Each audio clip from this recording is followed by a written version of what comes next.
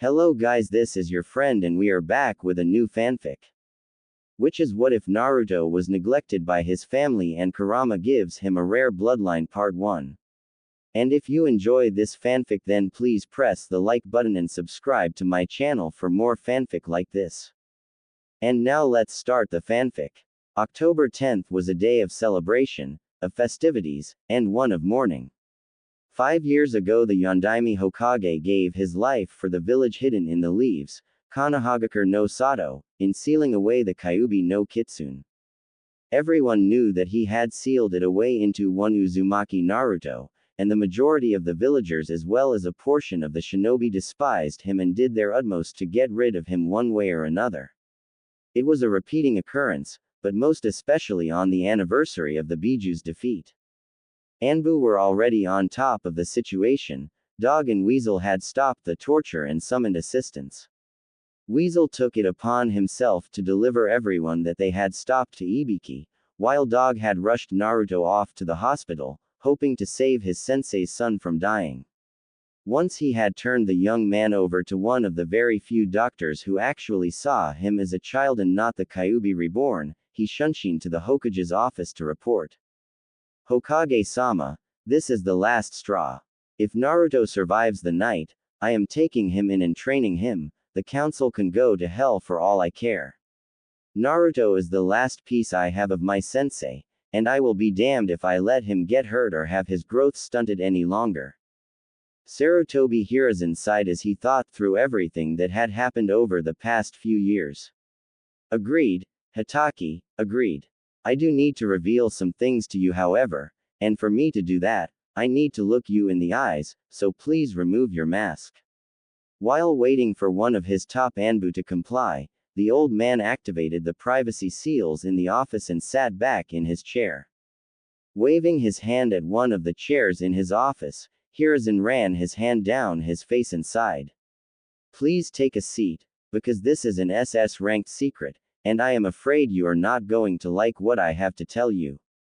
Sitting down heavily in the offered chair, Hitaki removed the dog mask and turned his full attention to the Hokage. What is it that you would risk so much over to tell me, Hokage-sama?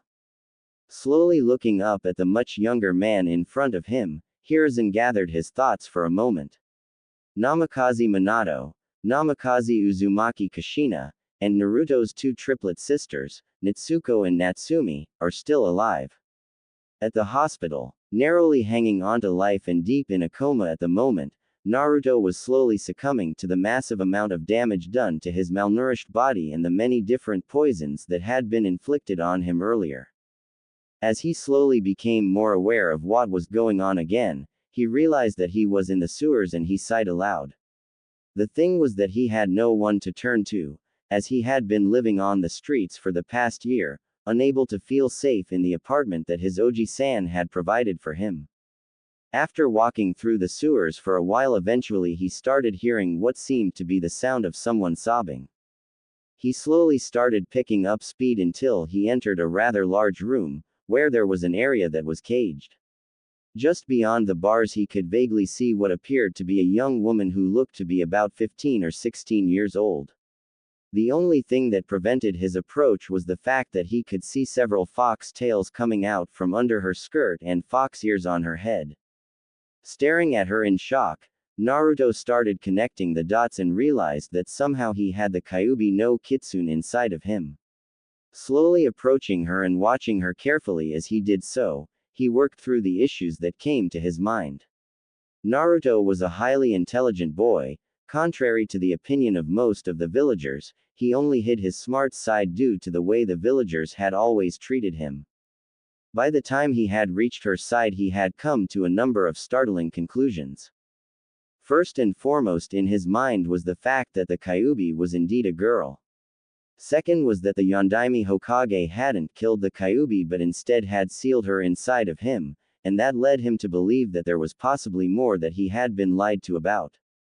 The third thing was that with as heartbroken as the Kitsune sounded, there was a rather large possibility that she wasn't as evil as everyone believed. Coming to a decision that would impact his life far more than even he knew at this point, Naruto crawled into her lap and did as he had seen many children and parents act. Slowly wrapping his small arms around her, he started to hug her and try to comfort her. Miyuki slowly realized that there was someone sitting there with her, and opened her eyes to see a young boy hugging her close trying to comfort her. Red eyes met azure as she looked at him, and her eyes widened as she realized who it was that was there with her. Naruto-sama, I'm so sorry, was all she could seem to stutter out. Watching as she opened her eyes, the first thing that came to his mind was that she was quite pretty, but he quickly got rid of that thought when he heard her apologize to him. None of that Sama stuff please.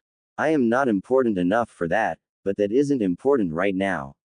I have questions that need answers and I'm hoping that you have some if not all the answers I am looking for. Nodding and wiping away the tears, Miyuki sat back against the wall, still holding Naruto. So what would you like to ask me first, Naruto? Do you know why the Yondaime Hokage chose me to seal you inside of the Hokage's office? Hitaki Kakashi was a person who didn't get angry easily, this was something that just about everyone knew. However, at that particular moment in time he was seething in rage, most of that directed at the man in front of him, since the source of his ire was nowhere around. So what you're telling me Hokage-sama is that my sensei and his wife came up with this Kakamami plan to strengthen their clan's bloodlines by separating the Kyuubi no Kitsune's soul from its chakra, sealing the soul into my Ototo. Then they were going to separate the yin and yang chakra and seal one into each of their daughters. Kakashi glared at the older man until he responded. Sighing as he nodded, Hiruzen couldn't help but feel partially responsible for what had happened considering the fact that he had argued against their entire plan. Hi, that is an accurate summation of what they had planned. However, far worse is what else they had planned. They would act as if the remainder of their family had perished in the attack so that they could train their daughters to use Kyuubi's chakra as well as to train them in their clan's ways. They didn't feel the need to take their son with them because they thought that if he was trained too soon that the Kyuubi would try to corrupt him and take his body over. I argued with them for hours after they had accomplished the sealing, telling them that their plans to have the villagers see their son as a hero would never work, but unfortunately for Naruto and myself, Jiraiya and Tsunade sided with Minato and Kushina and left with them to help train their daughters. Gritting his teeth, Kakashi growled deep in his throat. So just when were they supposed to return and what did they plan on doing to get him to accept them as his family when they just abandoned him? Bowing his head in regret, Hiruzen shook his head.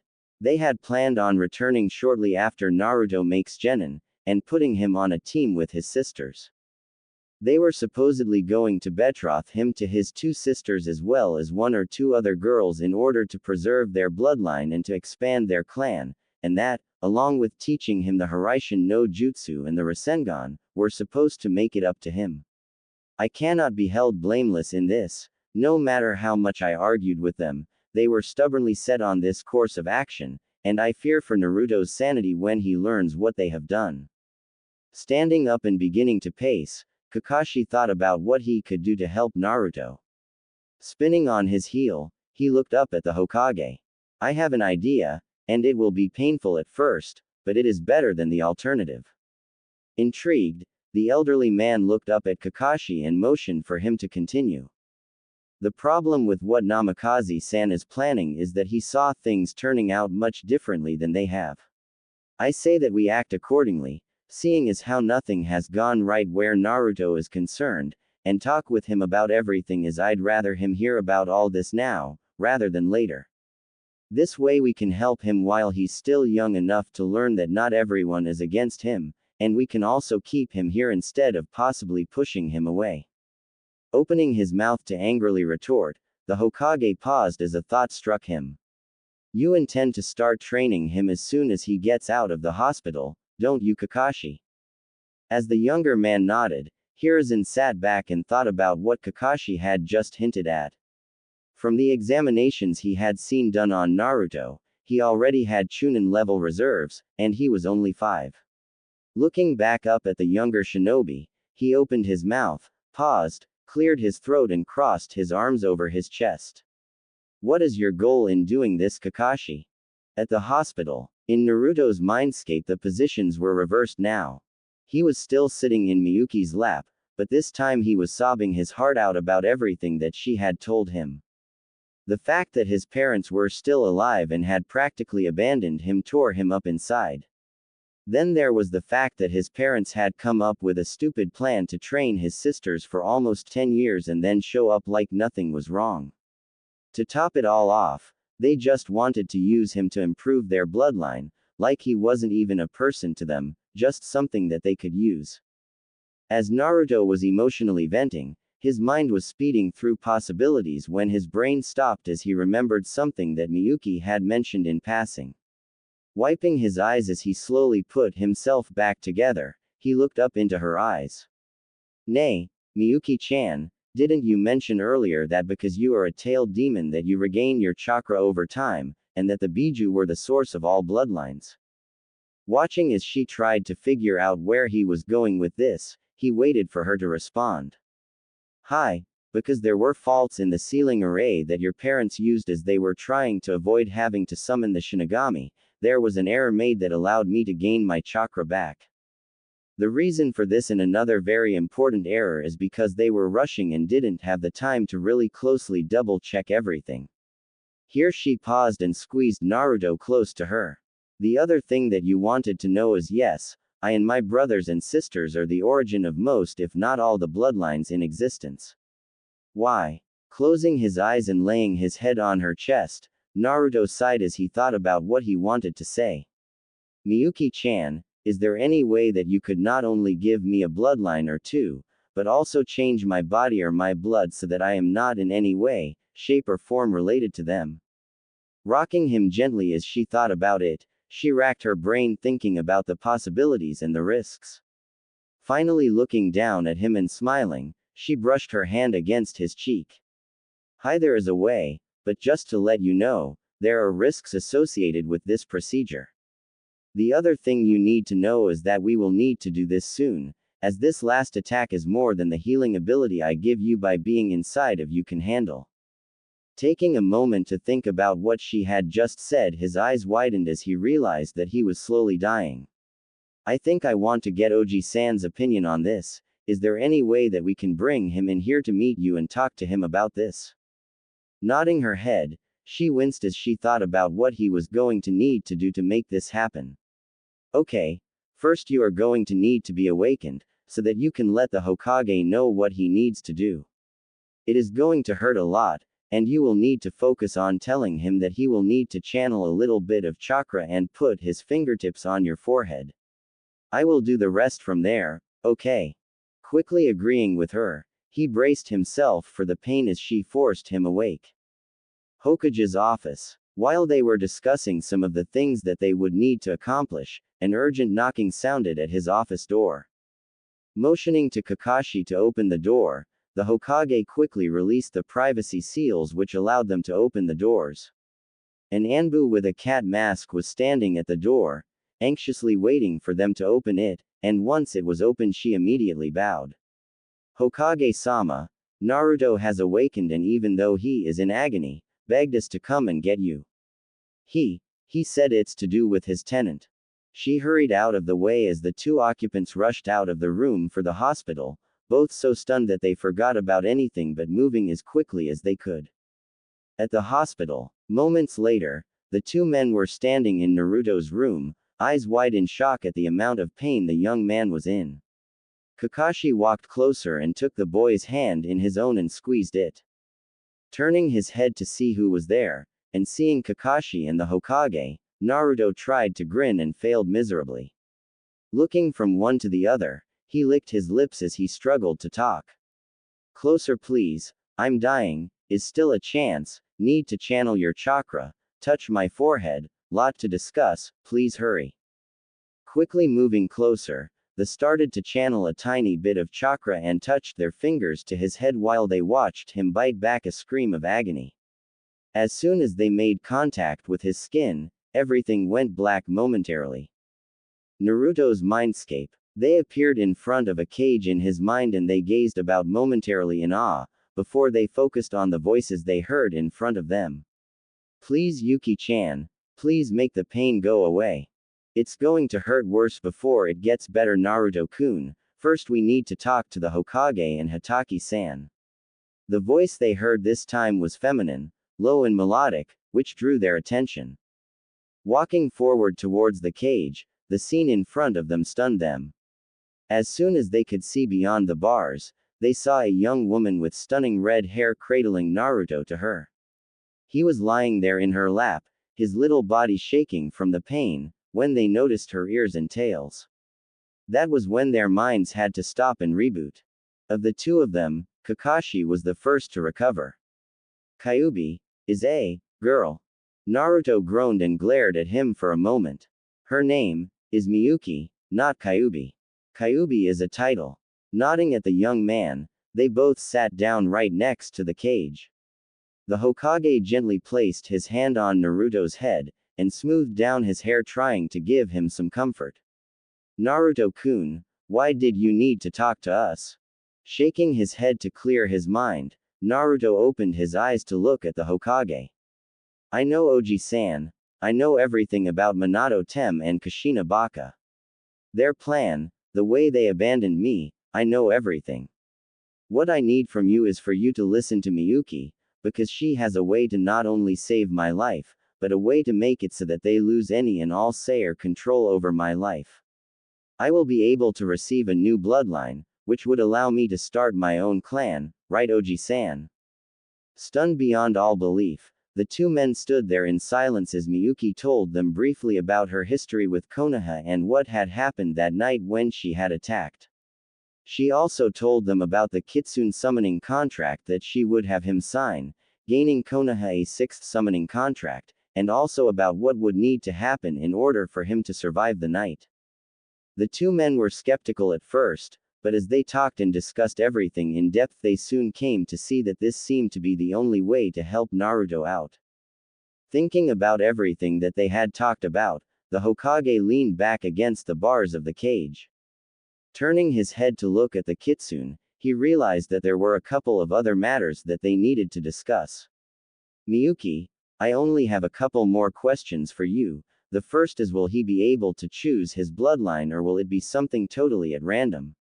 Secondly, have the two of you discussed any names, since I am quite sure that Naruto would prefer to distance himself as much as possible from them.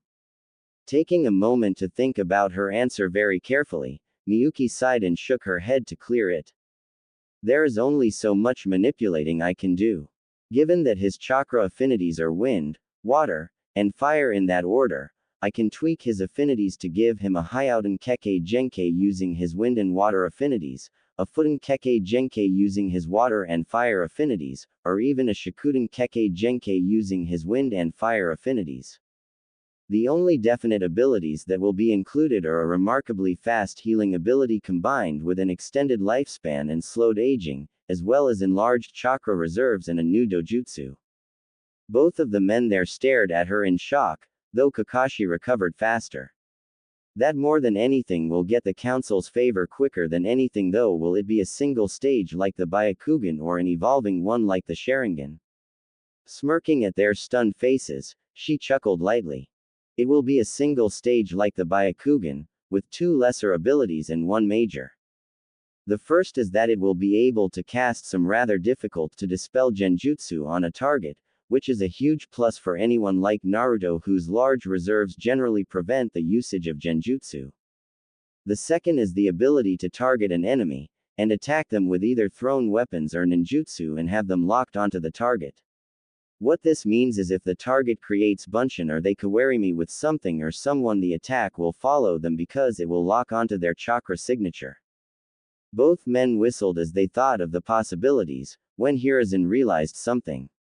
You said that there were two lesser and one major, and only described the two lesser abilities. Would it be too much trouble to ask about the final ability of his dojutsu? She smiled as she saw the grimace cross Kakashi's face. I will give you the general overview of this last ability. It is a bloodline key, meaning it can be used to unlock someone's bloodline ability, or seal it away either temporarily or permanently. Gasps were ripped from the throats of both men, as they began to fully realize the full scope of this new Kekkei Genkai. This is an amazing opportunity for you, Naruto. Have you decided on a new name and surname for yourself and your new clan?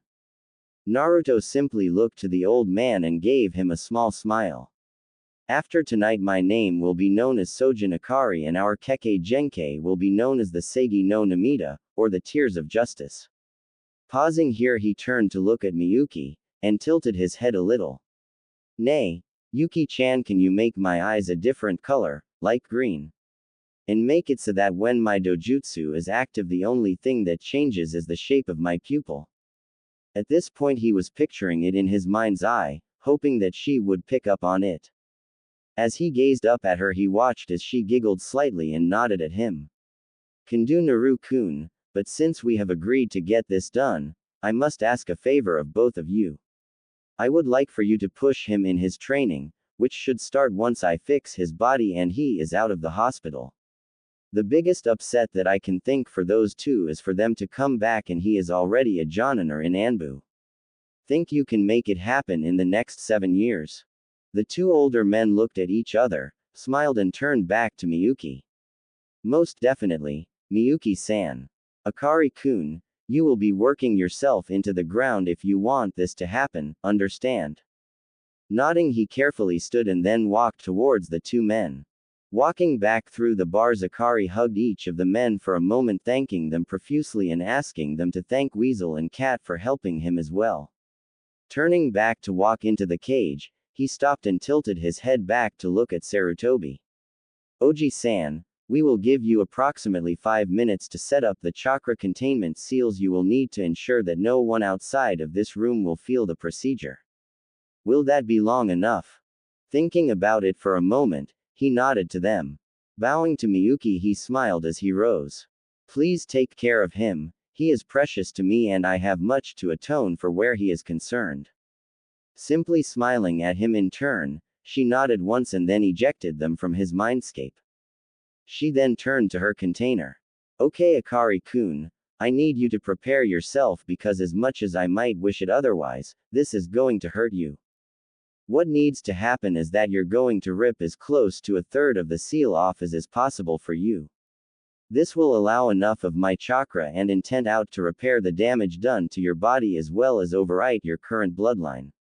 This will also have the side benefit of making it a dominant male trait, meaning that any children that you or any male descendants have will have your bloodline over any other bloodline ability that marries into your clan. Nodding as he walked over to her, he wrapped his arms around her. I'm a little nervous, and worried, Yuki-chan. You promise that I'll be okay? Wrapping her arms around the little one, she squeezed him gently as she laid her cheek against his hair. I promise that not only will you be okay, but that all the pain you are going through will be worth it. Pulling him away from her for a moment, she smiled down at him, and motioned towards the seal on the bars.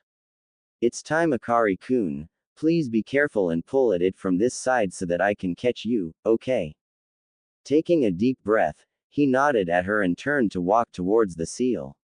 He ripped off almost the perfect amount of the seal and turned towards Miyuki right before he passed out, as at that exact moment in time all he knew was pain. 3 days later, his eyes fluttered open as he woke, and he struggled to recall where he was and what had happened. As everything finally came back to him, his eyes shot wide open and he quickly shut them and went into his mindscape. As soon as he showed up there, he raced back to the room he wanted and stopped just in front of the cage.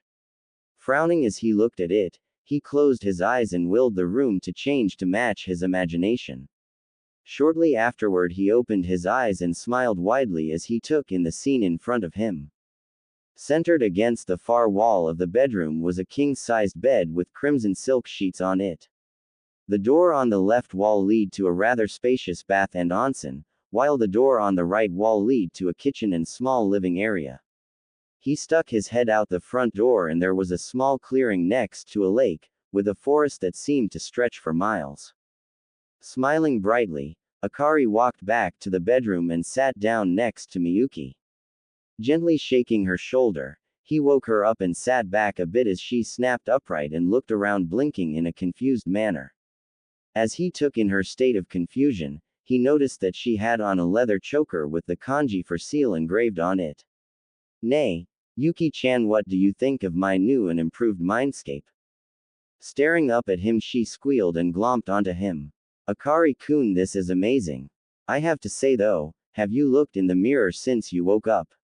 You look totally different. Hearing that, he tore out of the room and into the bathroom, where he stood there stunned for a few minutes.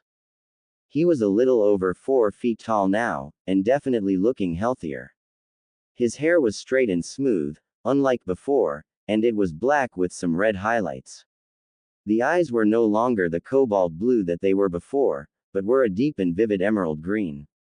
The biggest change though was his face, as it was more rounded than before, and his whisker marks were far less pronounced.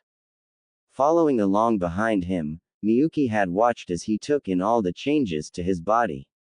Smiling ever so slightly, she walked up behind him and gently embraced him from behind. You like what I did? Nodding rapidly was the only response she got, since he was rather speechless at this point in time. I think you'll like what I did as far as your bloodline abilities as well, Akari-kun. You now have both the Hyouten as well as the Shikuden Kekkei Genkei, and when you channel chakra to your eyes, your pupils will change to a silver cross shape. In the next instant, she was nearly bowled over by the young boy as he had whirled around and thrown his arms around her. She merely held him as he sobbed tears of joy. It was cruel beyond measure what his parents had done to him, and he finally had the love and care that he should have had from the very beginning. A few minutes later, he stepped back and smiled at her, while wiping his tears away. Thank you so much for everything you have done for me. I just wanted to know if I could call you Ka-san. Shocked beyond belief at what he had just asked, she simply nodded and slowly started smiling. If you want to, you can call me your Ka-san. Can I ask why though? Cocking his head to one side, he gave her a small foxy grin. Because of you I have been reborn. I have been given opportunities that I never would have otherwise. Then there's the fact that you have always been there for me, healing me and taking care of me like a mother would. Wrapping her arms around him, she smiled and closed her eyes. I promise you that you will never be alone again.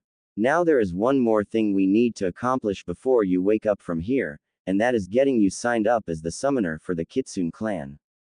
Shifting her body so that he could watch what she was doing, she slowly ran through the hand seals that were required for any summoning and explained all this to Akari. Once the contract had appeared, she instructed him to bite his thumb and place his handprint on the scroll along with his name signed in blood. They both watched as the scroll disappeared and then walked outside. I will help you in whatever way that I can. Most of it will be when I feel you're ready to actively use your dojutsu though. Although I will say that you can show them what it looks like when they ask you. One thing you must never do though is use your eyes abilities against someone who has a larger chakra reserve than you do, as it will literally backfire on you. It will only be a temporary effect, but it will happen. She looked at him seriously while waiting for his response, which was a rather rapidly given nod of affirmation. Grabbing him into one last hug, Miyuki squeezed him one last time and then held him at arm's length. Go ahead and go, Akari. Both of them are out there waiting for you to wake up. He simply nodded at her and focused on leaving the mindscape, smiling gently at her as he disappeared. Back in the hospital room, yawning slightly as he opened his eyes, he slowly sat up and stretched, smiling up at the 4 people who stood around his bed. Oji-san, Weasel-san, Dog-san, Cat-san, good morning, it is morning right? Slipping around to hug him, Sarutobi Hiruzen smiled as he nodded at the young boy. Hi, it is morning, Akari-kun. How are you feeling this morning?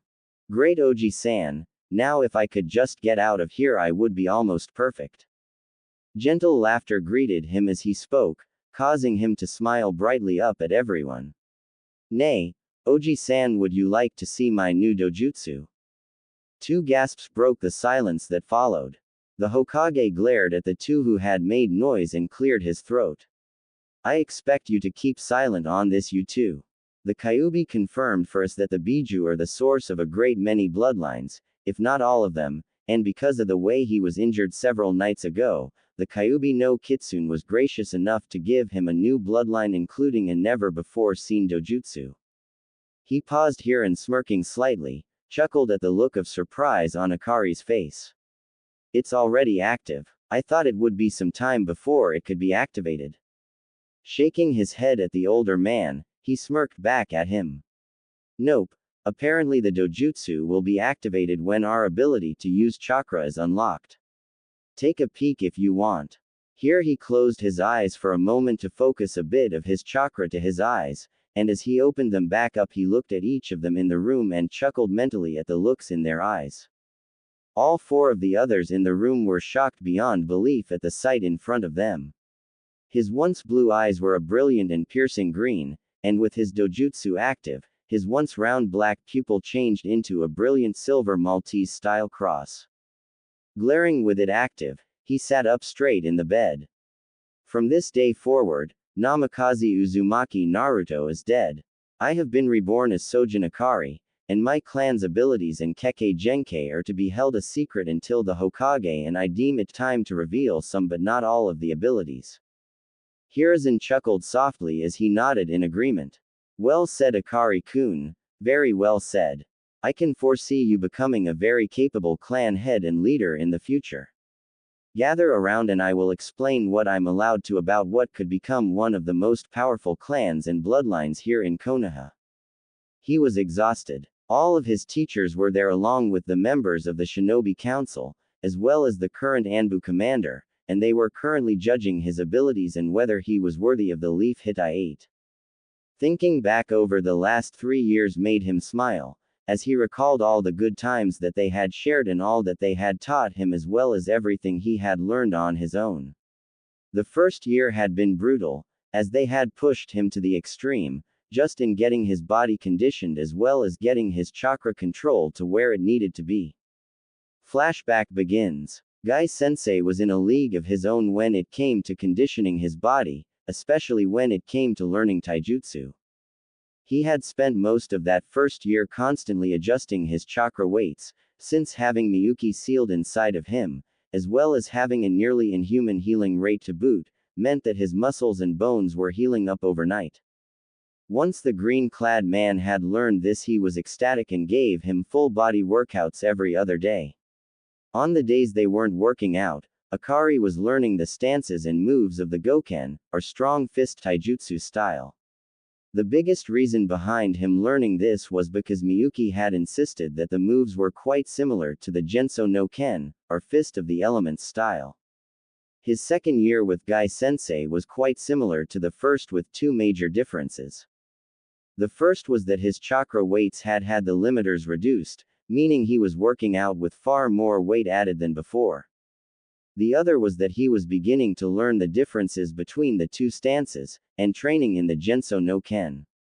He wasn't allowed to add in any of his elemental natures, as both his sensei had wanted him to get the moves of his chosen style nearly flawless before adding anything to it. By the time he was finished with this year of training in taijutsu, he was wearing 500 pounds of weights, which was absolutely stellar for a boy of his age. By the time his third year began, Guy-sensei and Miyuki had determined that he was ready for the next step and had begun an extreme regimen as far as his taijutsu style was concerned. The first 4 months had been learning to add his water nature chakra to his body while sparring. They quickly learned that his natural grace and agility while fighting increased exponentially when utilizing this type of chakra. The other thing that they noticed is that his hits were as hard and unforgiving as a tsunami when he was attacking, or as gentle and deceptive as a stream when he was dodging or redirecting his opponent's strikes. The next 4 months were devoted to learning how to channel the fire nature chakra, and they quickly realized that his form while using this part of his chakra that his moves were an all-out offense. Also was that his aggressive side became more focused and intense, just like a fire. In fact, Guy-sensei mentioned in passing that this part of the style reflected the fires of his soul. The last 4 months were spent in learning the most difficult part of his style. Learning how to harness the power of his wind nature chakra. They spent almost the entire first 2 months figuring out how to channel it, and once they did, they rapidly figured out that he was going to be absolutely lethal once he had managed to mix his chakra natures in this taijutsu style. When he was channeling wind chakra through his body, his speed increased quite a bit, and depending on how he held his hands, he could hit with the blunt force of a hurricane, or the gentle yet sharp force of a scalpel. Then there was Yugo Sensei, who trained him in Kenjutsu. They spent the first day alone trying to find him the right weapon or weapons, and finally decided on a pair of chakra-conducting kodachi. The first year was spent entirely on learning how to go through the katas of his stance, Kitsuneteru no Odori, or the dance of the fox tails. Fortunately for Akari, the purple-haired kunoichi had a photographic memory, which was quite useful in learning the katas, stances and attacks of this sword style, seeing as how she had to enter his mindscape to learn it directly from Miyuki. They then spent that first year learning the basics of his style, going over them over and over again, to ensure that he had them committed to his muscle memory. From there they moved on to sparring with weighted wooden rods, which was quite enjoyable for the both of them. By the time the first year had passed, she had judged him ready to move on to the next step. The second year was all about ensuring that he was ready to start wielding his blades, and thus they moved on to weighted metal rods that were twice the weight of the wooden ones.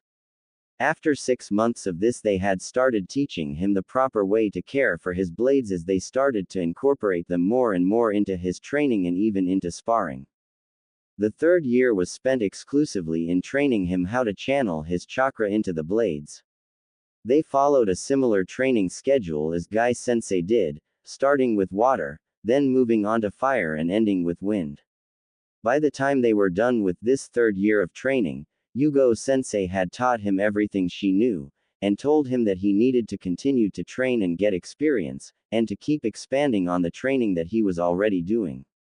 His Oji-san got in on the training as well. In that first year was teaching him manners, the clan laws of Konoha, as well as teaching him how to write more neatly as a precursor to teaching him the art of fuinjutsu. The old man was quite apt in his manner of teaching, and by the time he was finished with the first year of training with the Hokage, he was well on his way to becoming a fuinjutsu adept. The second year continued on much like the first, only they added the other laws of Konoha, as well as getting into politics and diplomacy. It was at this point in time that they brought Hyuga Hiyashi and NarutoxHaku in on the secret, and they began to share their experience with the young boy as well. It was at the end of this second year of training that Akari was attested in his fuinjutsu skills, and was rated somewhere above the level of an adept in his ability to understand, create and even modify seals. The third year was much tougher as they only added more material on top of what he was already being trained in. Against his better judgment, the Hokage had him involved in the Uchiha incident. The way he had thought of to resolve it was nothing short of remarkable, as he had managed to get rid of the problem and was able to keep one of his sensei from having to become a nuke nin. The way he had come up with was that since one of the clans was about rise up in an attempt to overthrow the Hokage, that they apply one of the older laws that was still applicable in this situation. Since they had an inside person to give them the details, they had the Anbu go in and crash one of the clan meetings. Once inside, they were able to incapacitate all those who were guilty, and brought them to Moreno Ibiki and Yamanaka Inoichi to interrogate and prove their guilt without a shadow of a doubt. Once they had separated the innocent from the truly guilty, they then held their trials and executions in public. Other than that whole mess, the third year moved along much like the previous two, with him becoming more like the clan head he would need to be. This was the year where they added the history of the clans as well as the history of Konoha on top of refining his abilities in fuinjutsu. When they tested him at the end of the year, they were amazed to see his abilities were somewhere around the level of a master. The seals and the way they just seemed to flow from his brush were almost on par with his abilities in genjutsu, just simply beyond belief. What they didn't know, however, was that the reason why his abilities in fuinjutsu were growing so remarkably was due to his use of the Kage Bunshin no Jutsu, or the shadow clone technique.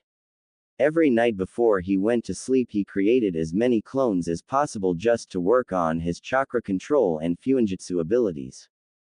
The first year he had been making 150 clones each night, putting 50 of them to work on various methods of chakra control, another 50 on practicing the strokes he would need to be able to actually write the seals, and the final 50 would read up on various seals and sealing methods.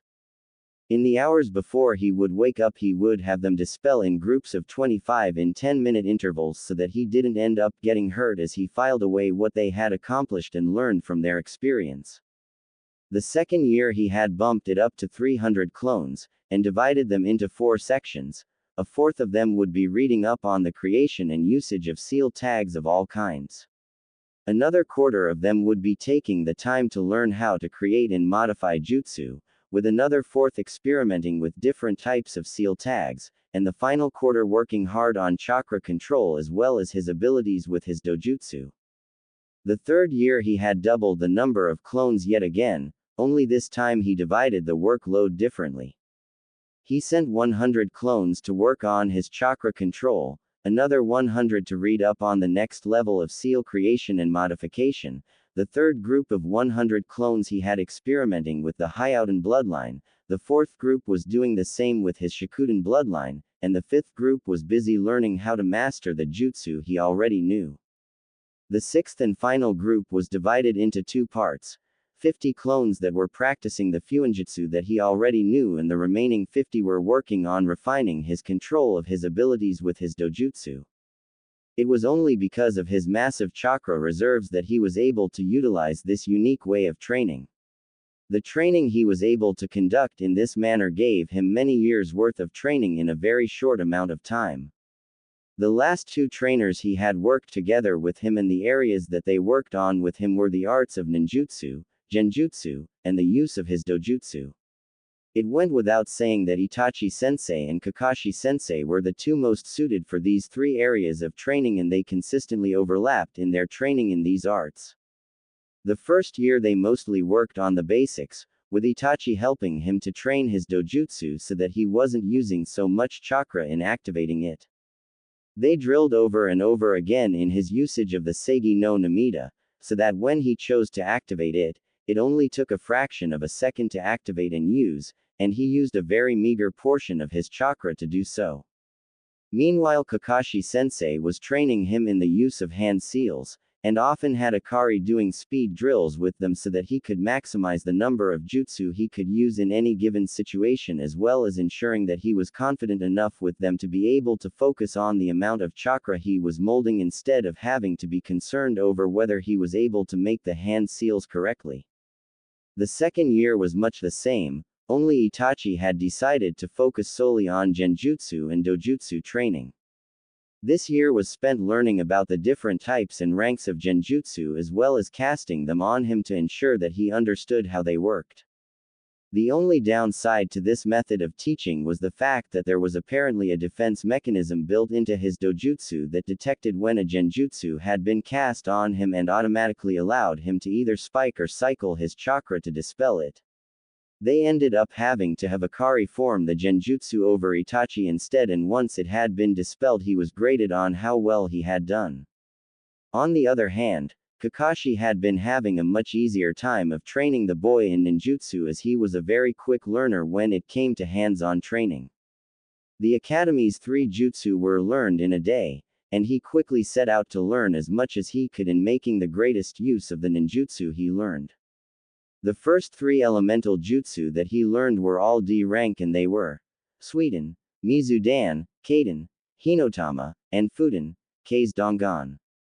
By the time the year was done he could honestly say that he had learned a lot from Kakashi-sensei as he had learned how to moderate the amount of chakra he poured through the seals and could charge the first 3 jutsu that he had learned with enough chakra to take them from D rank to high C rank in both range and damage. Year 3 was by far the most interesting training for the boy, as he truly exploded in his capabilities with his dojutsu and genjutsu. Itachi was extremely grateful for what he had done for his clan as well as for the village, so grateful in fact, that he had spoken with the Hokage about arranging a betrothal between Akari and one of the young girls in his clan. They debated it fiercely for a few months before deciding that they would allow the young clan head a choice in whether it went through or not. By the end of the year, Akari knew at least 2 genjutsu each of D rank, C rank, B rank and A rank. He could cast them quickly and was able to layer 4 genjutsu on a target as soon as he made eye contact. The best thing is that it always took 2 separate methods to break out of his genjutsu as long as they were cast with his dojutsu. The time that he had spent with Kakashi-sensei had paid off dividends in his abilities in combat. The third year had been when he had learned about collaboration jutsu, like water and lightning or wind and fire.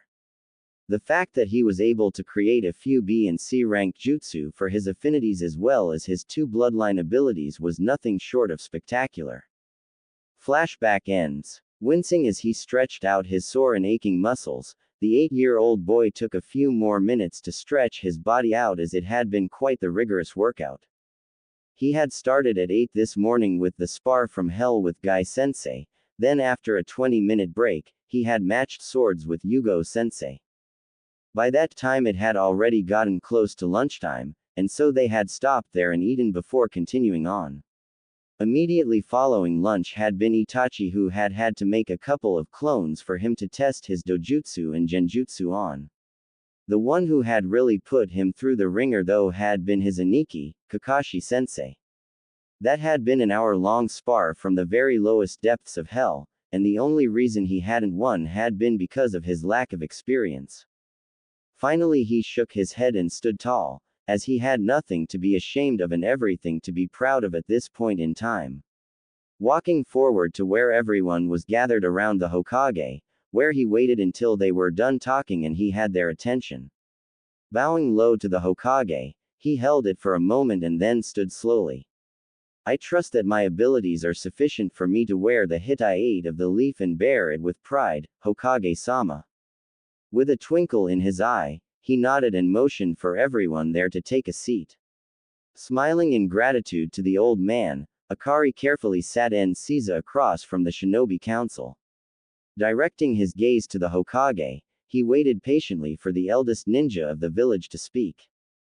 Akari-kun, it is indeed a pleasure to see how far you have come, and to get an idea for just how far you will go. I would like to take this time to get a feel for what your full capabilities are, and thus will turn the floor over for any questions from the council to either you or your teachers. Hiruzen then turned and looked to his left and then to his right and nodded. The first person to speak was Hyuga Hiyashi. Sojan-san, the dojutsu that you have, what exactly are its capabilities? Taking a moment to gather his thoughts, he quietly responded. Hyuga-sama, the Seigi no Namida enables me to layer multiple genjutsu on any target with just a glance, and they require 2 or more different methods or attempts to dispel dependent on the strength of the person they were cast on. Once activated, they allow me to know almost instantly whether I have been subjected to genjutsu or if someone is currently attempting to attack me by using one against me. They also allow me to target someone by attaching an ultra-thin chakra string on mental commands so that my jutsu will track them if they attempt to dodge or carry me out of the way. Pausing for a moment, he cleared his throat and continued. The ultimate ability of my dojutsu is the ability to sense if someone I am looking at has a Kekkei Genkei, and either unlock it, if they haven't already unlocked their ability, or to lock it away either temporarily or permanently. There is a weakness or two, but those shall remain as they are, known only to me. No disrespect intended, Hyuga-sama. Nodding at his answer, Hiyashi sat back and pondered on what he had been told. The next person to speak was NarutoxHaku. Hitaki-san, in your honest opinion, based on what you and your fellow nin have observed over the last 3 years, where would you rate his abilities? Taking a step forward and placing his hands directly on Akari's shoulders, he carefully squeezed them briefly before responding. In all honesty, Shikaku, I can only rate him on what I have seen, so there will need to be an answer on part of his training from the Hokage as well. I will give you a rundown on what we do know about his skills and abilities. Sojan Akari is a close to mid-range fighter, who excels at Kenjutsu and Genjutsu. I would rate his Taijutsu at High Chunin, his Kenjutsu at High Jonin, and his genjutsu at high Jonin to low Anbu level. His ninjutsu I would have to say is definitely at high Jonin, especially since a number of his attacks that he used earlier today were created by him, since we have very few if any jutsu that have ever been used by either Hyouten or Shikuden bloodline bearers. Here he paused and gathered his thoughts once more before continuing. His capacity for stealth is definitely at Anbu level, his chakra control is also at Anbu level, and he currently has solid Jonin level reserves. I will defer to the Hokage's judgment in announcing the rest of his abilities. All eyes turned to the Hokage, who took a deep drag from his pipe before responding. Due to the fact that our only Fuinjutsu masters are currently away, I have been personally instructing young Akari-kun in the art. A lot of where he has learned has been in self-study from scrolls and other writings, and I would rate him somewhere above an adept in level. That is the best assessment I can offer at this time due to the fact that he has surpassed me in the creation and modification of seals a while ago. Akari remained calm on the outside, but he was bouncing around like a little kid on the inside at his Oji-san and Aniki's answers to the question. Glancing around at the gathered clan heads as well as the Anbu commander, he sighed mentally as he waited for any more questions. They all appeared to be discussing the answers for a minute or two before Yamanaka Inoichi cleared his throat. In your own words, what rank would you see him attaining today, and I would like for each of you to answer for yourselves. Gai-sensei immediately leapt forward and bowed. Honored council members, I feel that our most youthful student is most deserving of the rank of Chunin, at least until he has more experience under his belt. I personally feel that it would be a grave mistake to just make him a genin when he is fully capable of the most youthful teamwork I have seen in anyone in a long time. Here he bowed once more and stepped back. The next person to step forward was Yugo-sensei. I would agree with Gai-san in his assessment. Akari-kun not only has the drive to improve himself, but to help others around him to improve and grow as well. I have learned a great deal from him in the last 3 years, almost as much as I have taught him, and I feel that he should receive the rank of Chunin. As she took a step back, Itachi-sensei stepped forward. I concur with my comrade's previous statements. I feel that he not only has the ability but the mentality to handle the rank. I would ask that he be assigned to a team that is shy a person, so that way he can gain the experience he needs to grow and progress. Once he was done, he took a step back and Kakashi cleared his throat. I would make the same recommendation, but with the option to be picked up by the Anbu once he has been blooded. Here he paused as he felt Akari's gulp through his hands and he squeezed his shoulders gently once more before continuing.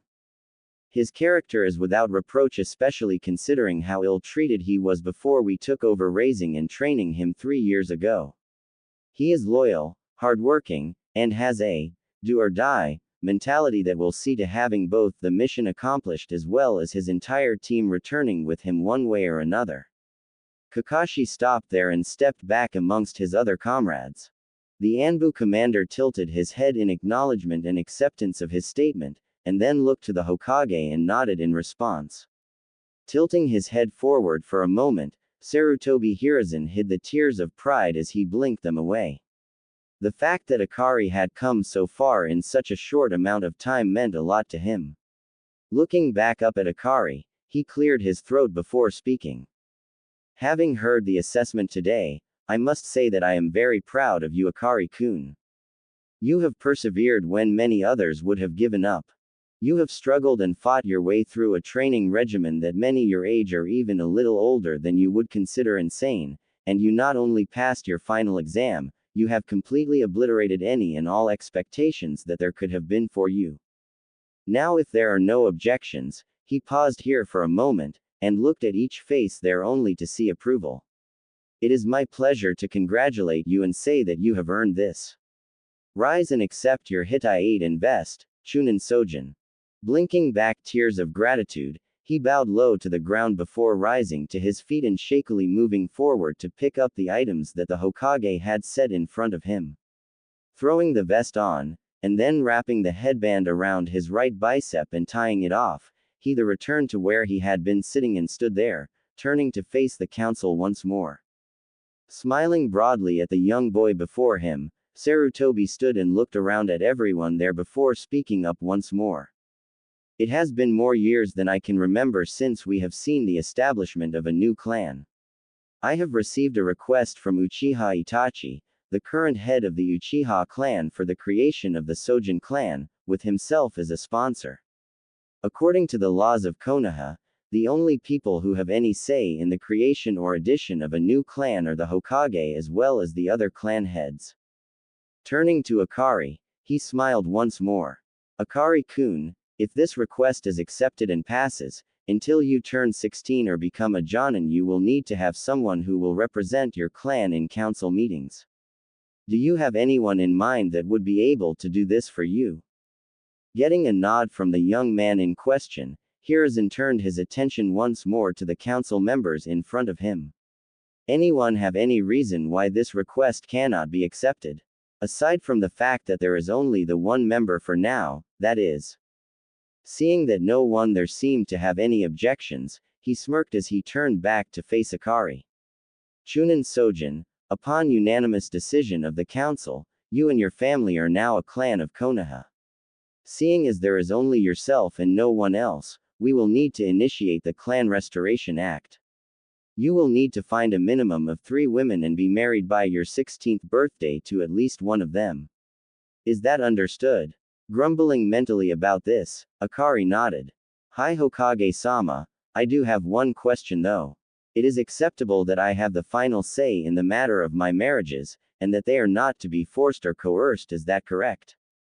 Getting a nod and a soft smile in response, he sighed in relief.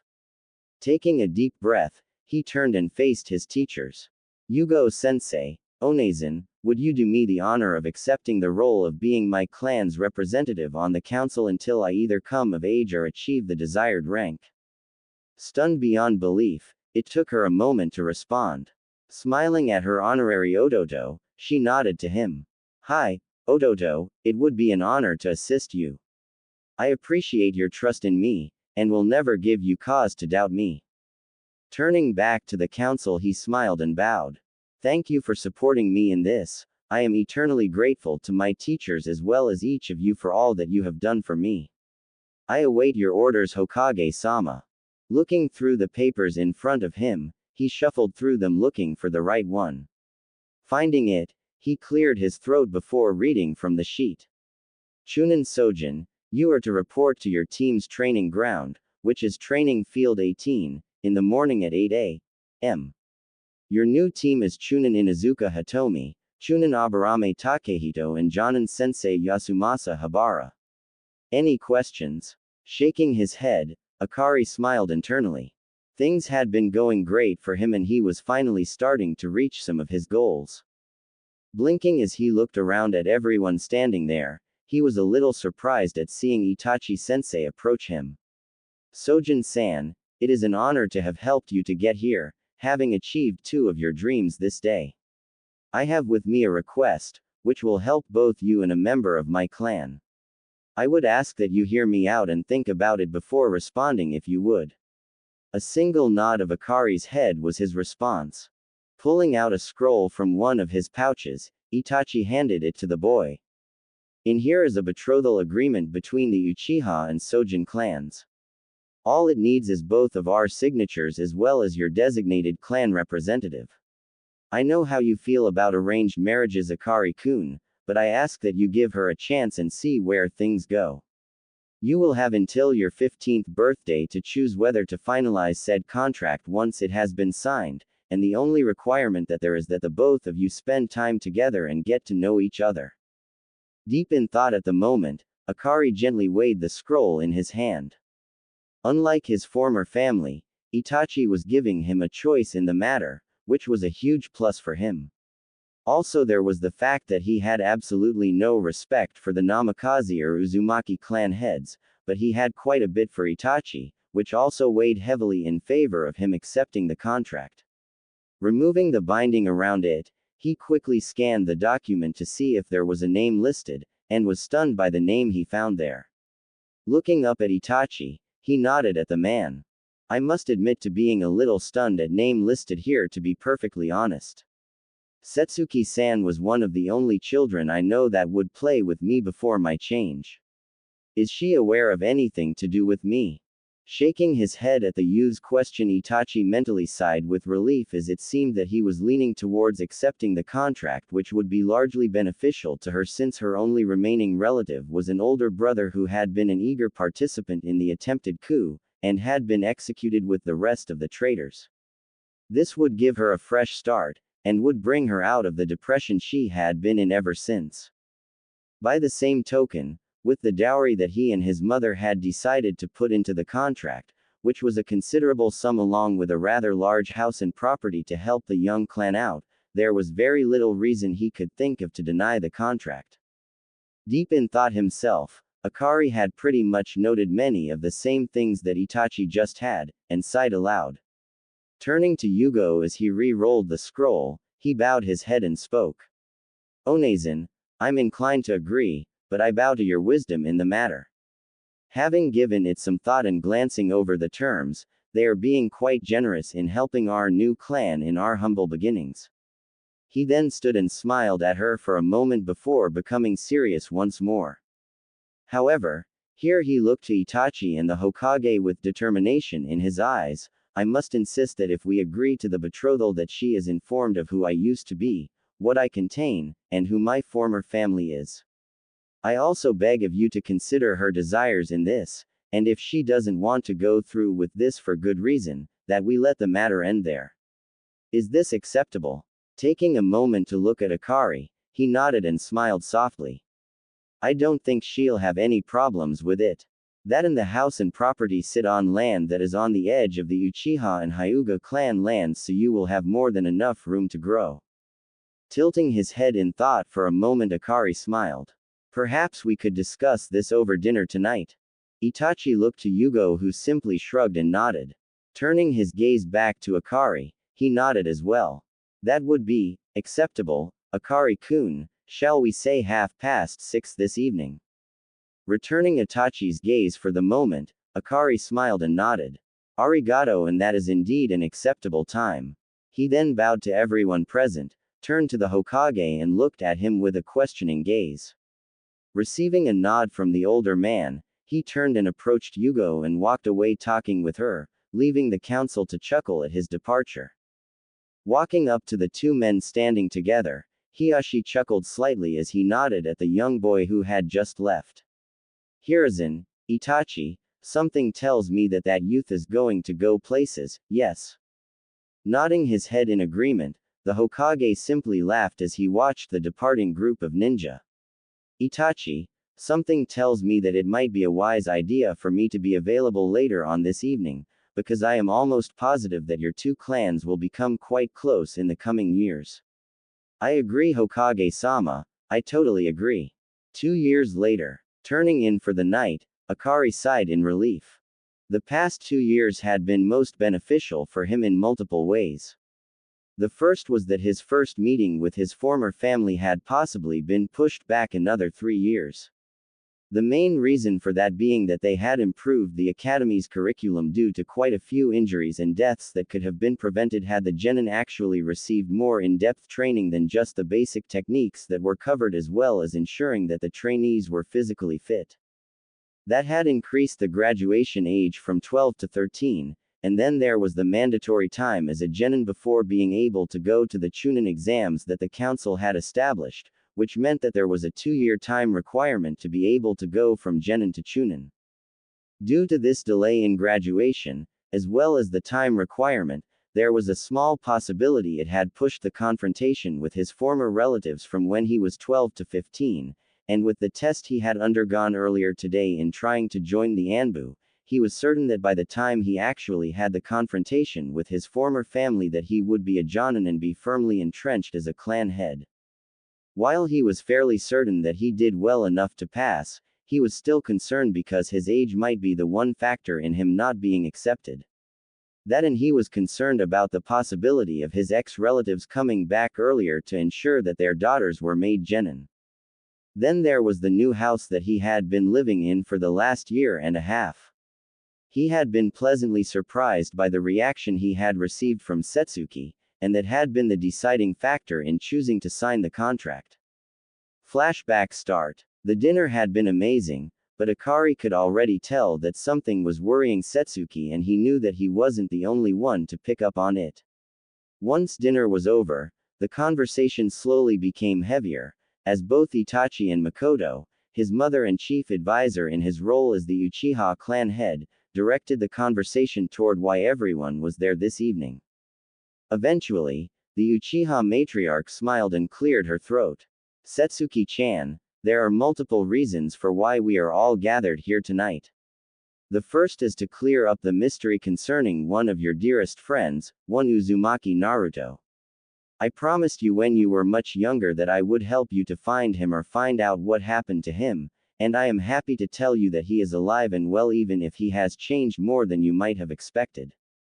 Sitting up straight with a small smile on her face, the first one that anyone had seen on the 7-year-old's face in quite some time, she looked expectantly at her Oba-san. I had hoped so. Oba-san, where has he been all this time? What happened to him? When will I see him again, or has he forgotten all about me? Right as she stood to run to her room, her hands over her face, she was wrapped up in a hug from behind her. Then she heard a familiar voice in her ear. Suki-chan, I never forgot you, I promise you that. I had to get strong though, because I found out some rather disturbing things about my family, and because of certain things that you will be made aware of tonight, I had to train in secret for the last 3 years. I know that I owe you an explanation at the very least, and I promise you that I will give it to you. Believe it. Hearing those two very familiar words, she spun around and looked the person who was holding her, and since his eyes were closed, she peered closely at his face, tracing the faint lines of the whiskers on his cheeks with her eyes. Wrapping her arms tightly around him, she buried her face in his neck while crying softly. He had maneuvered her carefully, and sitting back in her chair, Akari had placed her in his lap and rocked her as he comforted her. Before they left that night, he had told everyone there everything, and had even Sasuke and Makoto stunned by the level of betrayal that had happened to him. None of them batted an eye when he told them that he was the container of the Kyuubi no Kitsune, although all 3 women present crowed about how the most powerful demon lord was a female. What she was stunned about though was the fact that Miyuki Ka-san had changed his body so that not only was he not related to his former family anymore, but that he had been given a new bloodline and was the beginning of a whole new clan as well. Setsuki thought about whether she would be allowed to marry him, and was a little put out about the fact that she would have to share him. What do you mean that I will have to share you if I want this? Smiling at her gently, he placed a finger to her lips. Suki-chan, can you share me? I want you to know that I will consider us all as equals under our roof. Only in public will I appear to greater, and that is only because I will be the head of our clan. In any important decision, you and the others, whoever they might be, will have an equal say in what we choose. Can you accept this? Pouting cutely at him, she turned and thought about it for a few minutes. On the one hand, she knew that he would have to have at least 3 wives. She knew what kind of person he was, and knew that growing up he had had very little love and affection in his life, but amazingly enough he still had a big heart, and she knew that she wouldn't be loved or cared for any less than the others. Setsuki was also very grateful that she wouldn't have to be a trophy wife, someone who was only kept around for her looks and to pop out babies. As she tossed the idea around, Akari was quietly carrying on conversation with his host and his family. They covered just about any topic you could think of, from his training regimen, to the ideas he had for getting back at certain people for just foolishly abandoning him. After a few more minutes, she squeezed him gently to let him know that she had made her decision. Gulping slightly at the attention on her, she cleared her throat afterwards so that she could speak. I accept the proposal. I know Akari-kun would never treat anyone precious to him badly, and to be honest, I think I'd like the opportunity to grow together with him over the next few years, so that we can get to know each other better. Flashback end. In fact, the house had needed so much work done, that it was better off being torn down and rebuilt. He and Itachi had come to an agreement that they would match every single ryo that he put into the new building, and that was mainly due to the fact that they figured that he wouldn't be bringing in all that much until he gained more rank and was able to take on harder missions. What they still didn't know is that he had his clones steadily making sealing scrolls and explosive tags on the side, and that he was making around 15,000 ryo each month above and beyond what he was making with missions. It was part of the reason why they had managed to have a new house built so quickly, and with all the extra cash he had coming in, he had personally commissioned a few extras, like the mixed bathing onsen, the training dojo, and a flower garden with a pond. Laying there in bed as he prepared to go to sleep, the youth sat there and mentally estimated how much he had saved up over the last 2 years and whistled quietly as he figured he had saved up almost 500,000 ryo in the last 2 years, and that wasn't counting interest earned either. Smiling to himself as he fell asleep, he knew well that his future family wouldn't suffer the way he had growing up. The next day, Akari had awakened much refreshed this morning, showered and gotten dressed in his standard clothes. Black Anbu pants with pockets running down the legs, a sleeveless mesh undershirt with a dark green long-sleeve shirt over it with his black chunin vest over the top. He tied his hitai around his left bicep and laced up his black steel-toed boots. Walking downstairs, he greeted the elderly housekeeper that he had hired on as soon as the house was complete. "Ohayo Mika-san, how are you this morning?" She turned as she finished with breakfast and smiled at the young man. "Ohayo Akari-kun, I am just fine, and how did you sleep last night?" Grinning widely, Akari chuckled. "I slept quite well, thanks. Training does wonders for ensuring that one sleeps well at night. Is there anything we are in need of that I can get for you while I am out and about today?" Shaking her head, she slid a plate with eggs and toast in front of the young man. "No, we are good for now. You do remember that you have a meeting in half an hour at the Hokage's office, yes?" Nodding absent-mindedly, he grinned as he felt that he had indeed passed the test he needed to in order to join the ranks of the Anbu. It was then that he thought of a way to celebrate his passing the test. "Mika-san, if it's not too much of a hassle, can I ask you for a favor today?"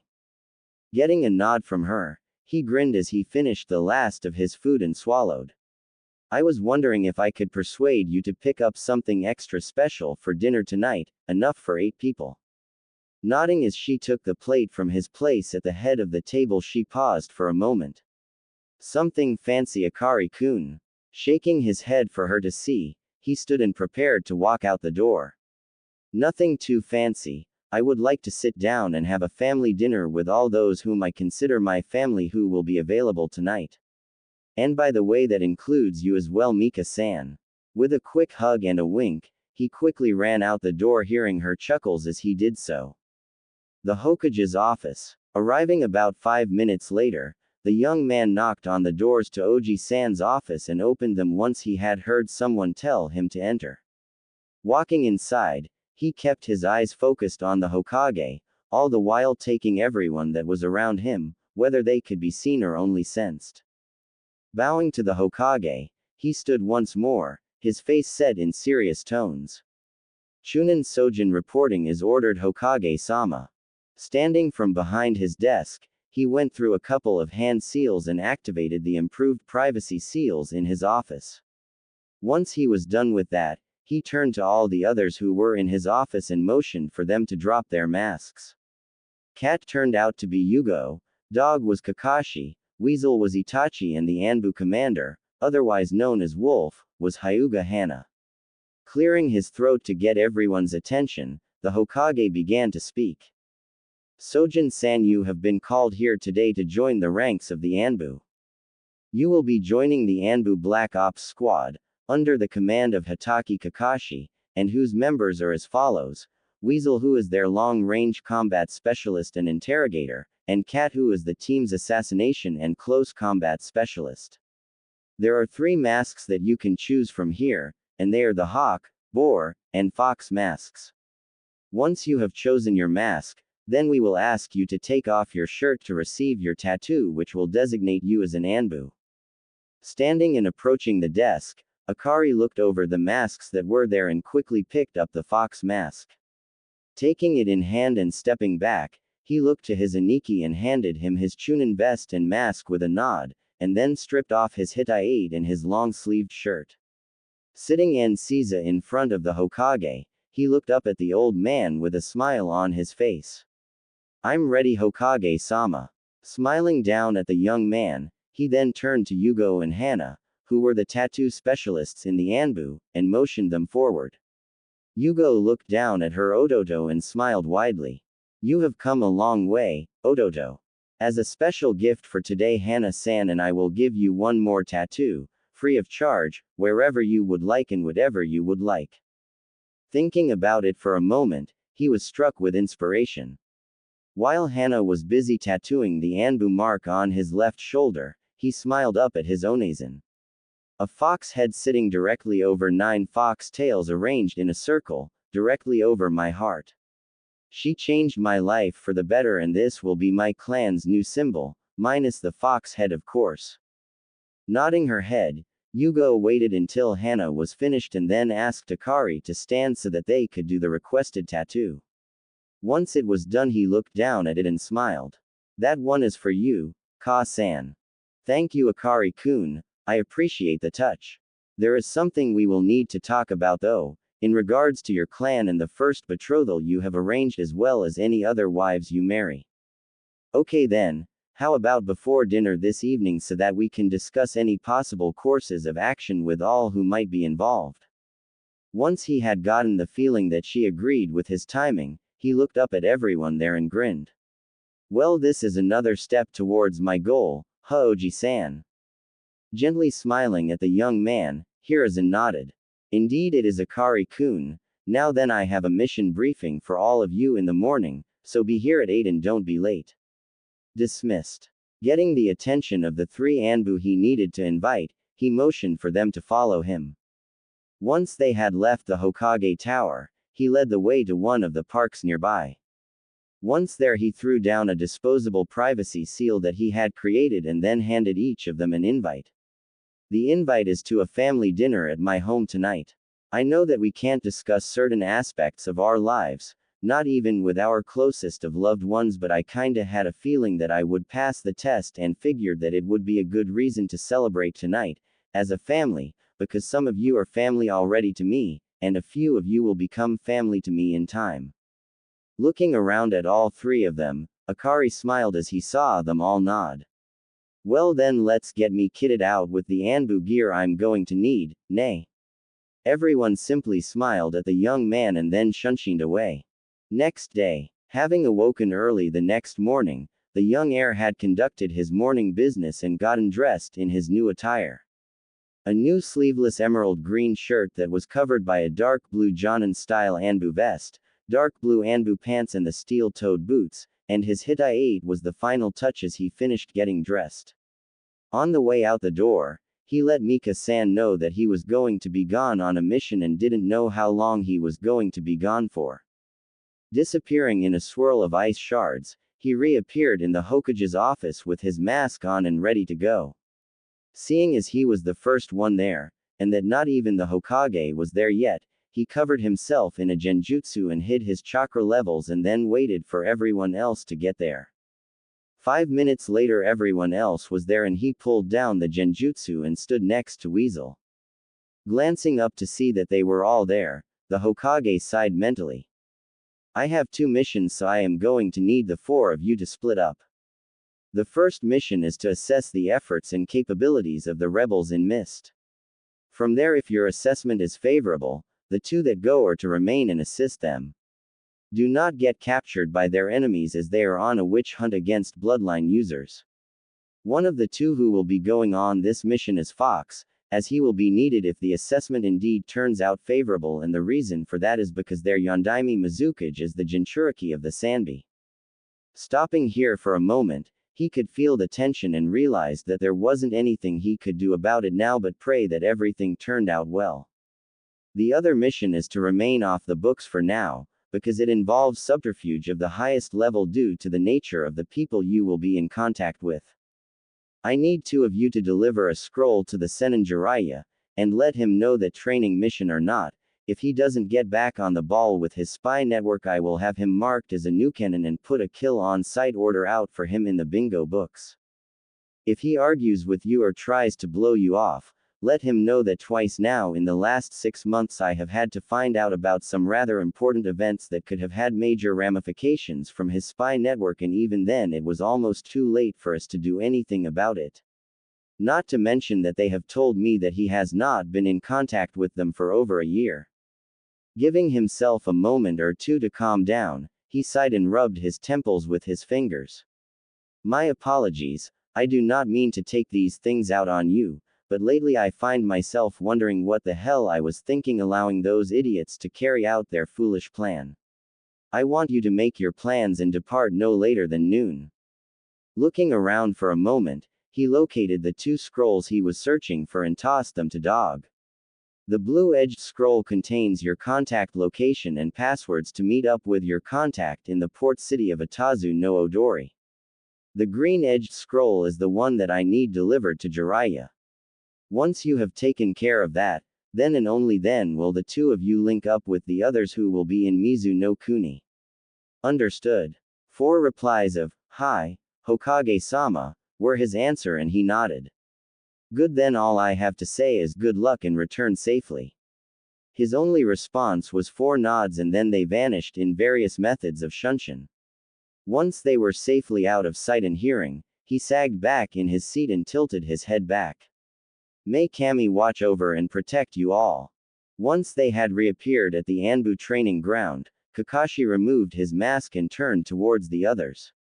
After gazing at both Itachi and Yugo for a moment, he sighed and looked to Akari. I know that you have been in life and death situations before, Ototo. I want you to promise me something though. I need you to promise me that you will follow Itachi's instructions. You are important to me, and I am unsure of how long it will take us to locate our target and link back up with you. Taken aback for a moment, Akari nodded and sighed. You have my word that I will do my best to follow Itachi's instructions. Smiling at his younger brother, Kakashi sighed mentally, relieved at how easily that had gone over. Clipping his mask back into place, he straightened his shoulders and turned to Yugo. You're with me, Cat, Weasel and Fox. You are to head out to the contact's location and be there in 3 days. Good luck and be cautious. He then disappeared in a swirl of leaves along with Cat, leaving the other 2 to their own devices. Fox turned to Weasel and frowned even though he knew the other man couldn't see it. I need to stop by and see Suki-chan before we leave, just to let her know I'm going to be gone for a while. Nodding at the young man, he smirked at Akari, grateful for the mask that he wore so that he wouldn't be able to see it. Disappearing in 2 swirls of fire, the Anbu training grounds were soon left empty. 3 days later, once they had arrived near the outskirts of Atazu no Odori, they slowed down and, after ensuring that there was no one around them, removed their masks and used a henge to conceal their looks. Looking around as they walked around the town, they stopped by a dango stand to grab some food and continued on. About a half hour later they found the inn that they were supposed to meet their contact at and headed inside. Once they had arranged for a room for the night, they then took a seat at a table where they could observe everything and everyone going by. After ordering a bottle of sake and some food, they sat there quietly conversing for a little over an hour before someone came in that caught Akari's eye.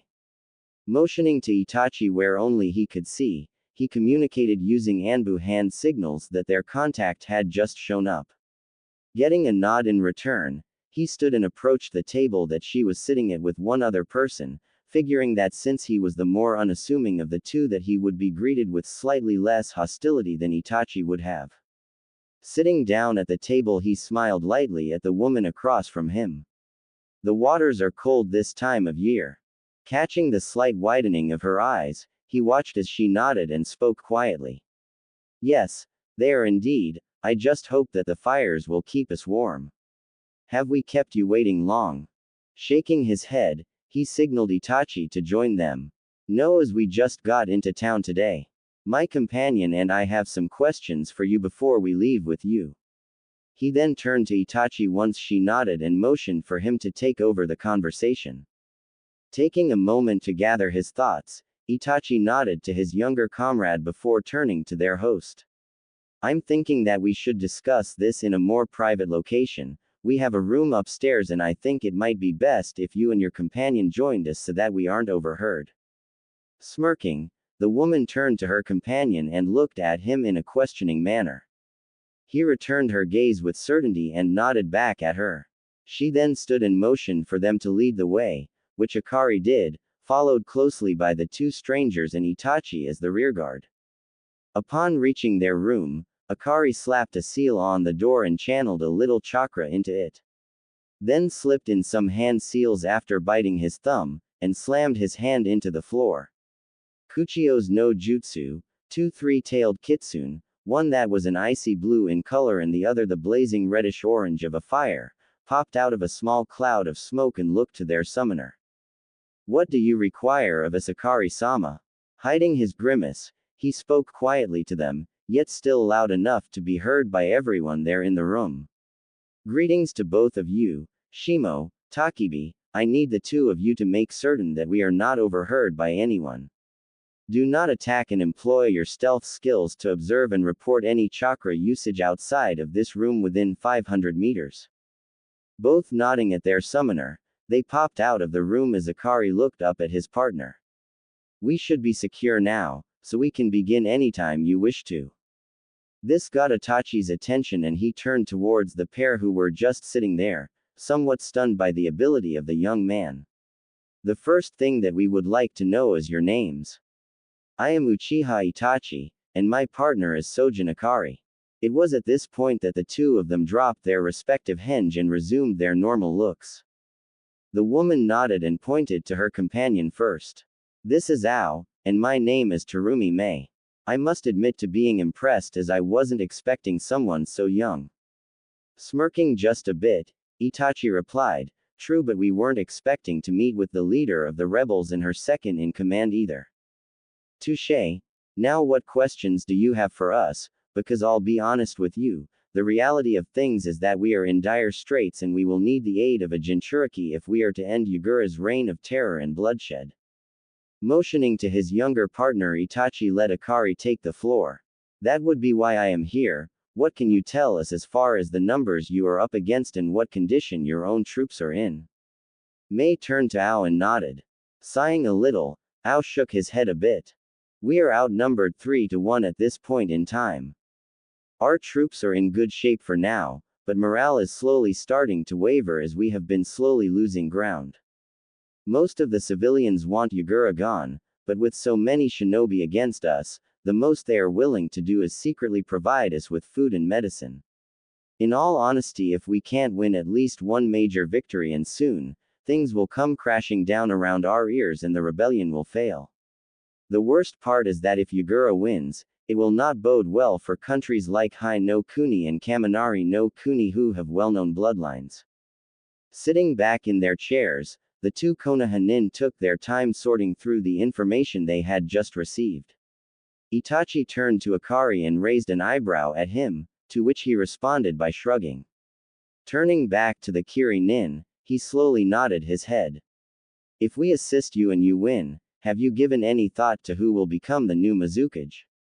Also, what are you offering for our services as we are here in an off-the-books mission because of the chance of capture? The two mist ninja looked at each other and nodded, and then Mei looked at both of them. Once we win, I will more than likely become the Godime Mizukage. As far as what you would receive in return for your services, I am afraid that we won't be able to afford to give you much in return. I am inclined to offer an alliance with Konoha with very favorable terms, but other than that I can't really offer much else. Sharing a quick glance, the two younger ninja nodded. That is acceptable. Perhaps we could receive a favor redeemable at a later date instead of direct payment, but nothing too unreasonable, of course. That is indeed acceptable. I am guessing that Akari-san here is the Jinchuriki of the Kyuubi no Kitsune. Simply smirking at her, Akari bowed slightly. Indeed, I am Mei-san. I compliment you on your deductive reasoning. Smiling brightly at the young man, she nodded her head once. If that is all for your questions, I suggest we all get ready for tomorrow, as that is when our ship returns for us. We leave at daybreak. Before they got up to go, Akari flared his chakra twice and then there were 2 puffs of smoke that appeared in front of him. Glancing down at his 2 summons, he spoke quietly. Anything to report? Nothing, Akari-sama. There were a few flares of chakra, but they were much further out and were separate instances. Plus they were all in the direction of Konoha.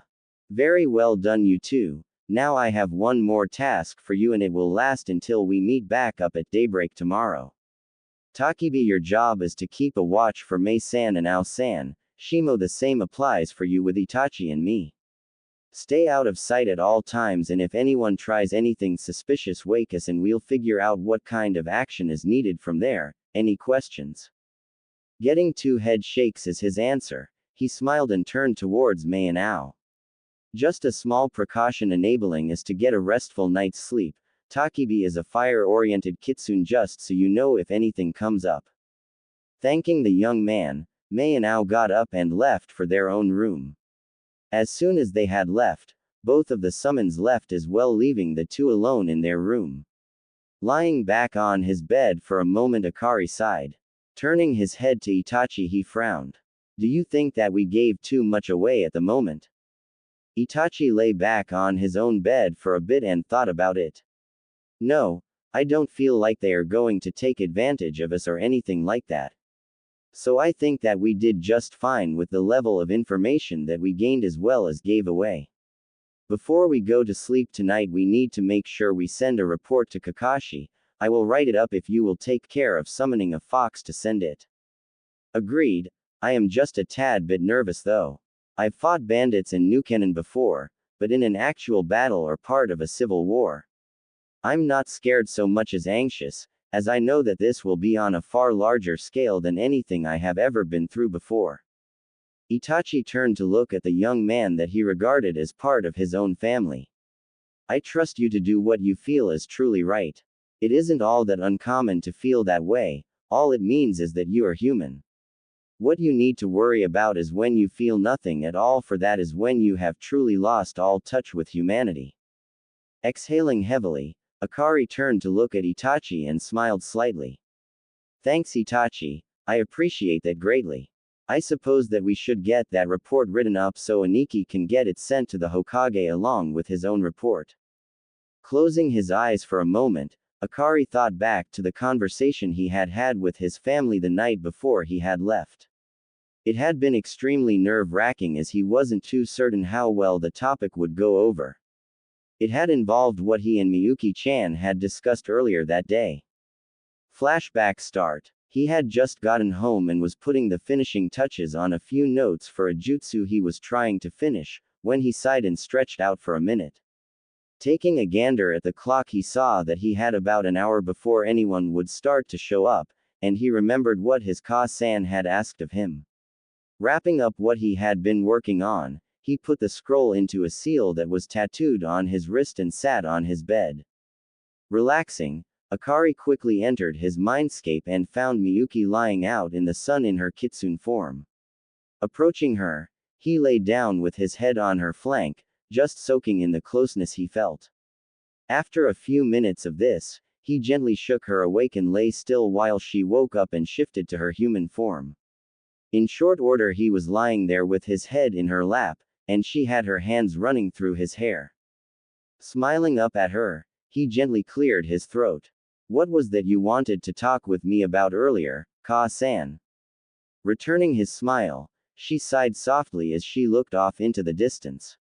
I know how alone you have been most of your life, and I know that you desire a large and loving family. What would you say if I told you that there is a way for you to ensure not only your bloodline, but to ensure that your wives would live as long as you will, and also enjoy the slower aging effects that you will? As he considered the option, his eyes became rather unfocused, and thus he didn't notice as Miyuki laid a motherly kiss on his forehead.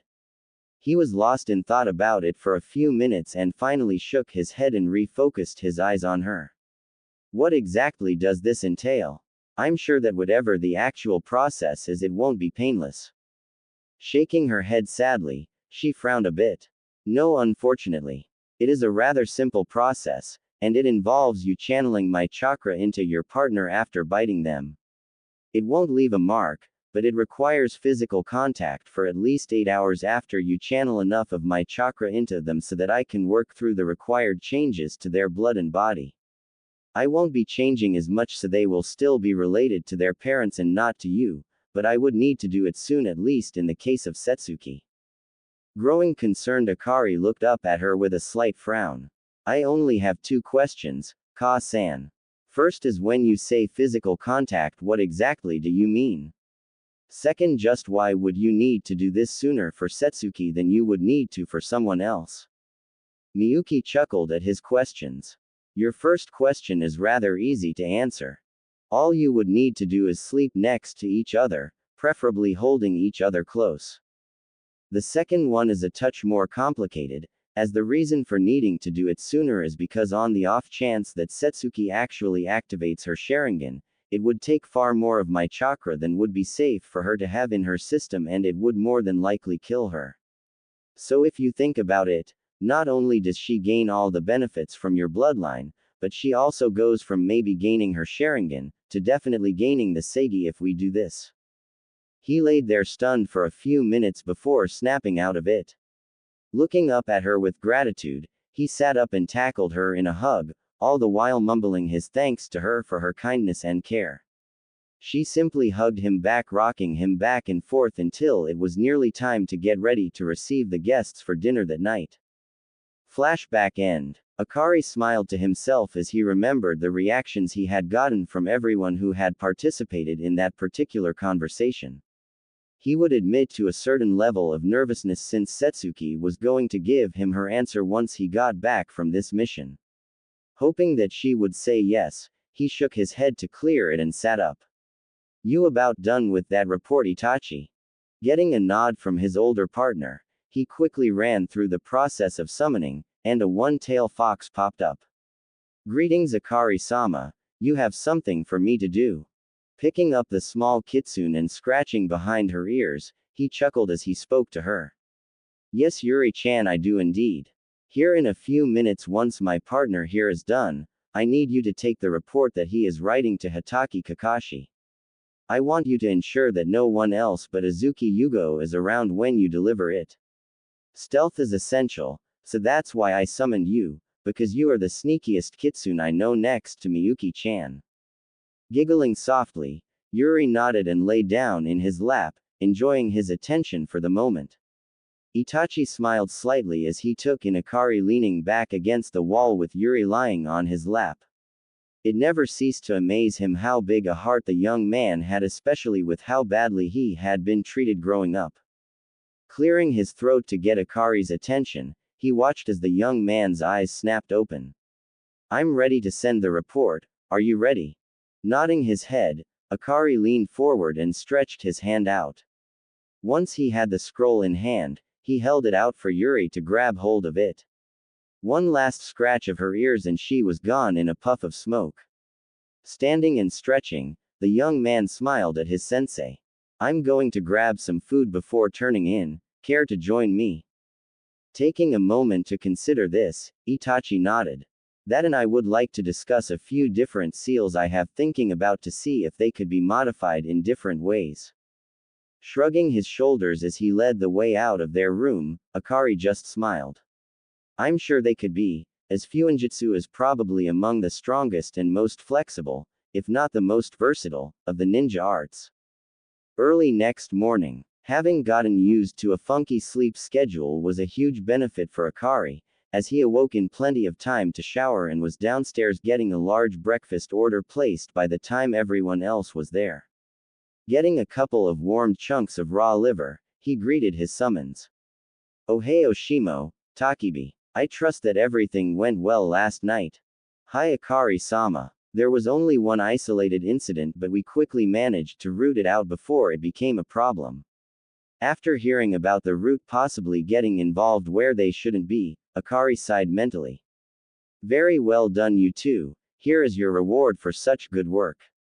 Holding out his hands, he allowed them each to eat the chunks of liver, channeled some water-natured chakra and washed his hands of the residue, and then scratched their ears a bit. One last thing, you two. I need one of you to relay a message to your eldest sister. I need you to let her know that her services might very well be needed in the not-too-distant future. He looked at both of them, trying to impress upon them the importance of this message. Shimo and Takibi simply nodded. Hi Akari-sama. You do realize though that Shinibana-an is going to ask for you to start learning senjutsu soon if you do summon her here, right? Sighing aloud this time, he nodded. I know, and soon I won't be able to turn her offer down, but that is not an issue for the moment. Now go back home and ensure that she gets my message. They popped away, leaving everyone at the table staring at the young man. What was his response as he sat there blinking in confusion at everyone there? Itachi was the one who responded in humorous undertones. I believe that the cause for shock in this case is the fact that no one ever knew that any of the other summon families besides the toads and the snakes could teach the art of senjutsu to their summoner. He then looked to the other two that were there and received nods from the both of them. Mei cleared her throat and shook her head before speaking up as well.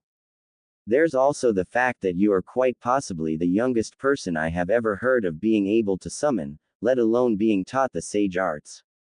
Her voice was soft and respectful as she spoke, somehow also filled with awe at the strength this young man possessed. Chuckling lightly, Akari simply nodded at them. Well, dig in before it gets cold. We need to be at our best, so I woke a little early and arranged for this spread. Throughout the meal, everyone was discussing the upcoming trip and what they should expect from their hosts. They learned about how the 7 swordsmen of Kiri had attempted a coup to try and overthrow Yagura and how the attempt had failed. Most of them had then disappeared, with the exception of Ringo Amayuri and Chojuro, who had both joined the rebellion to aid Mei. When he heard this, Akari got a gleam in his eyes as he thought about getting the opportunity to spar with one of the 7 swordsmen. He continued to listen as they spoke about other issues that they had come across, like the extermination of the Kagaya and Yuki clans and their bloodlines. It was while they were finally leaving the town and out to sea that he got up the courage to ask about what their bloodlines were that he got the shock of his life. Nay, Mei-san, can you tell me a little bit about the 2 clans and what their bloodlines were? Akari stood at the railing, enjoying the sea breeze that was blowing in his face while they talked. Her eyes closed, Mei mentally shrugged as she thought about whether or not she should be talking about these things when she realized it really couldn't do any harm. The Kagaya had the ability to call their bones out from their body in various ways, either as weapons or as ways of entrapping their foes. The Yuki clan was able to utilize one of the sub-elemental chakra as their bloodline, much like my own family. The Terumi clan has the ability to use both Yuten and Futen sub-elements as part of our Kekkei Genkei. Here the young smiled as he thought about what her elemental affinities were. So you're very similar to me then. I was given a new bloodline by the Biju that I contain the ability to use the Shikuten and Hyouten sub-elements. He trailed off for a moment when he sensed that she was staring at him. Opening his eyes and looking at her face, Akari was surprised to see the look of shock on her face. What's wrong, Mei-san? Shaking her head, she turned her head to look back out to sea. The sub-element of the Yuki clan was Hyouten. Realizing that he might have brought up some bad memories, he sighed. Gomen Mei-san, as I did not mean to remind you of anything bad. Waving his concerns off for the moment, she turned back to him. You couldn't have known Akari-san. I will say this though, you will find it much easier to use your Hyouten abilities while in Mizu no Kuni, seeing as it will be easier for you to draw out water from the surrounding area to use in your jutsu. Taking a moment to consider this new revelation, Mei was struck by an idea. Say Akari-san, what would you say to receiving copies of any jutsu that they had, if we can find any of their scrolls? Growing wide-eyed for a moment, Akari stopped to think about it for a bit. Will this be in lieu of my receiving a favor for later? The red-haired woman immediately shook her head. No, this will be a bonus of sorts, as there is no guarantee of there even being anything of theirs still around. Bowing ever so slightly, Akari drew her attention back towards him. Even if we find nothing to help me, I will be honored to help in any way I can. Stunned for a few seconds, Mei turned to look at the young man. Why would you put yourself out there for us, even foregoing any type of payment? Standing up straight, he headed for where their quarters were on the ship. That's quite simple. Because it is the right thing to do.